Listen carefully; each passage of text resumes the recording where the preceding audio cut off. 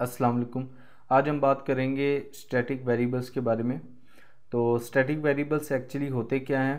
तो जब हमारा एक फंक्शन एग्जीक्यूट हो जाता है तो उसके तमाम वेरिएबल्स की जो वैल्यूज़ होती हैं वो भी ख़त्म हो जाती हैं।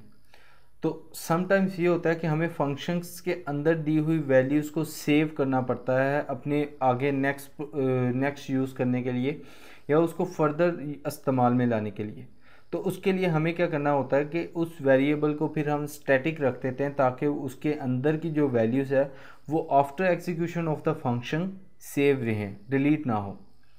तो इसको प्रैक्टिकली मैं आपको करके बताता हूँ तो आप ज़्यादा बेहतर समझ जाएंगे। फॉर एग्ज़ाम्पल मैं एक फंक्शन ले लेता हूँ सैम्पल के नाम से और इसकी एंडिंग और स्टार्टिंग ब्रैकेट्स, और यहाँ पर मैं एक वेरिएबल ले लेता हूँ। यहाँ से वेरिएबल $x ले लेते हैं, उसकी वैल्यू मैं ज़ीरो देता हूँ और फिर दोबारा यहाँ पर मैं $x को जो कि हमारा वेरिएबल है प्रिंट करवा लेता हूँ और फिर यहाँ पर मैं उसमें एक इंक्रीमेंट कर देता हूँ। ठीक है, हमारे पास दो किस्म के इंक्रीमेंट होते हैं, एक पोस्ट और एक प्री। तो ये हम आगे जाके होपफुली इसके ऊपर भी नज़र डालेंगे। तो ये इंक्रीमेंट होता है, ये करता क्या है, ये 1 प्लस कर देता है आपकी एक्चुअल वैल्यू। मतलब अगर x की वैल्यू 0 है तो जब वो x प्लस प्लस होगा इसका मतलब ये है कि x की वैल्यू में 1 प्लस करना है। तो ये मैंने एक फंक्शन लिखा। अब मैं इस फंक्शन को कॉल करता हूँ। ठीक है, मैं इसको 3 बार कॉल कर लेता हूँ। अब यहाँ पर आप थोड़ा सा प्रोग्राम की एग्जीक्यूशन समझिएगा। जब फर्स्ट ये प्रोग्राम पहला इसको कॉल होगा तो क्या होगा कि उसकी वैल्यू ज़ीरो होगी। ज़ीरो के बाद अब x की वैल्यू ज़ीरो है तो यहाँ पर इको में ज़ीरो प्रिंट होगा। उसके बाद जाके x की वैल्यू में 1 प्लस होगा। ठीक है, अब जिस तरह कि मैंने आपको बताया कि जब भी फंक्शन एग्जीक्यूट हो जाता है तो उसकी तमाम वैल्यूज़ वेरिएबल्स की डिलीट हो जाती हैं ऑटोमेटिकली। अब यहाँ पर प्लस प्लस हो रहा है तो इसका मतलब x की वैल्यू 1 तो हो गई है, लेकिन जैसे ही वो function out of the bracket आएगा तो ये क्या, x की वैल्यू दोबारा अपनी ख़त्म हो जाएगी, कोई वैल्यू नहीं रहेगी।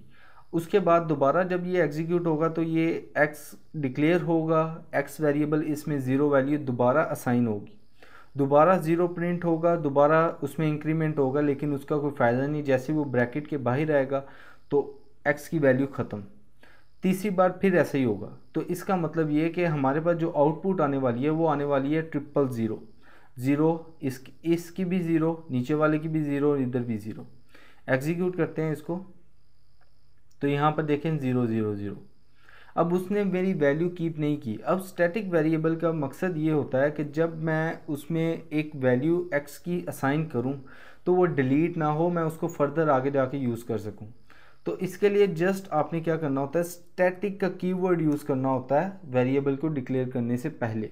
स्टैटिक का जस्ट आपने कीवर्ड यूज़ करना है।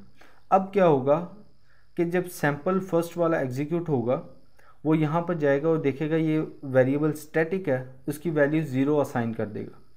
अब यहाँ पर डेफिनेटली ज़ीरो प्रिंट होगा और फिर उसमें x की वैल्यू 1 हो जाएगी क्योंकि इंक्रीमेंट होगा 1 का। अब जब ये फंक्शन के बाहर आएगा तो x की जो वैल्यू है वो ख़त्म नहीं होगी, वो 1 ही रहेगी, वो उसमें एज इट इज़ डिलीट नहीं होगी क्योंकि हमने स्टैटिक रखा हुआ है।